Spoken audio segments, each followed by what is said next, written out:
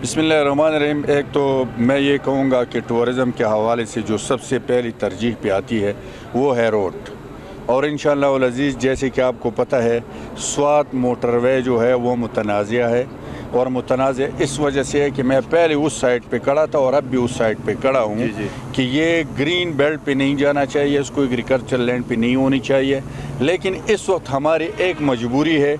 अभी हमने जो डिसाइड किया है महकमे ने, वो बरीकोट के हद तक हमने मोटरवे और आगे का जो है हम तमाम नक्शा इसका चेंज करेंगे और दरिया स्वात के किनारे, चूँकि ये प्राइवेट कंपनी के साथ एग्रीमेंट हुआ है और मेरे पास कोई इख्तियार नहीं कि मैं उसमें चेंज ला सकता था। एक तो पहले रोड सिर्फ मोटरवे का नहीं, अपर स्वात की जो कालाम से लेके गबराल तक, बारैन से लेके कालाम तक इनिचे के साथ ये रोड है। और हर साल सैलाब की वजह से लोग वहाँ फंस जाते हैं, बारिशों की वजह से, सैलाब की वजह से।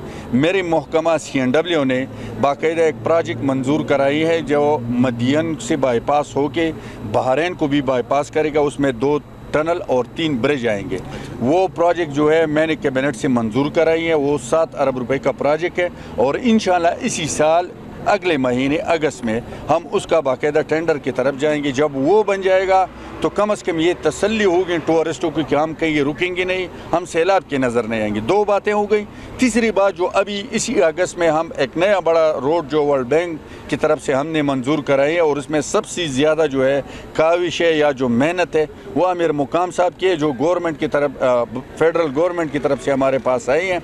वो उत्तरूर कालाम से लेके गबराल तक एक नया बेहतरीन रोड हम बनाएंगे और इसी महीने उसका टेंडर होगा। और उसी रोड से ये फ़ायदा होगा कि जो लोग कुमराट जाना चाहते हैं उनके लिए आसानी होगी। और फिर ये उत्तरोड़ भी, जिस तरह कालाम टूरिज़म का हब है, उत्तरोड़ भी उसी तरह एक हब बनेगा। तो ये मेगा जो प्रोजेक्ट है ये, मैं तो ये कहूँगा कि टूरिस्टों के लिए 2 चीज़ों की ज़रूरत है। एक है अमन, दूसरा इलाके के लोगों के रवैया। अल्हम्दुलिल्लाह स्वाती लोगों का जिस तरह रवैया है पूरी दुनिया में कहीं भी नहीं है।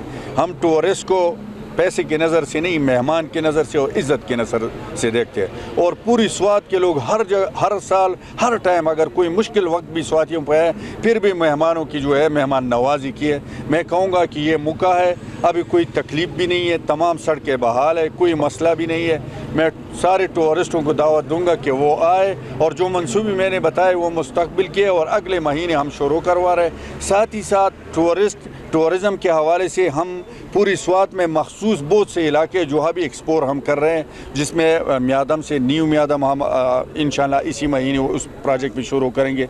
फिर वो मानक्याल वाला साइड है, फिर वो बहरैन से ऊपर एक बांडा जात है, मेडो है।